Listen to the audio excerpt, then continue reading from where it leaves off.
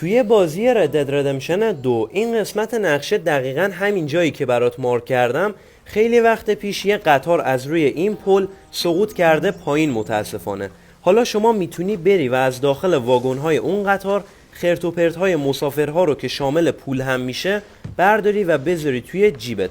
اما گنج اصلی داخل این واگنیه که لم داده به کوه و به این راحتی هم نمیشه رفت داخلش، ولی من بهت یه راه نشون میدم که میتونی بری توش. کافیه سمت راست واگن رو مستقیم بیای و از این قسمت بری بالا، بعدش هم دوباره از اینجا بری بالا و بقیهش رو هم بی زحمت از روی ویدیو خودت نگاه بکن.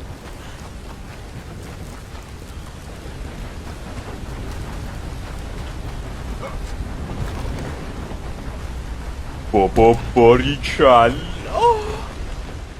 خب حالا که یاد گرفتی چطوری بیای توش و اومدی توش، میتونی به راحتی 2 شمش طلای مفت به ارزش $1000 به همراه چند تا تونیک بسیار با ارزش برداری و بذاری توی جیب مبارکت.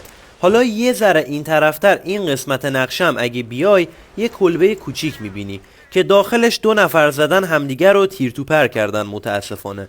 داخل این کلبه هم یه تیکه کوچیک طلا هستش که میتونی اینم به همراه آیتم های داخل کلبه برداری و مجدد بذاری توی جیب مبارک. اگر هم از این ویدیو خوشت اومد بی زحمت برای ویدیوهای بیشتر بکوب روی اون دکمه سابسکرایب بی ساب شده. دمت گرم.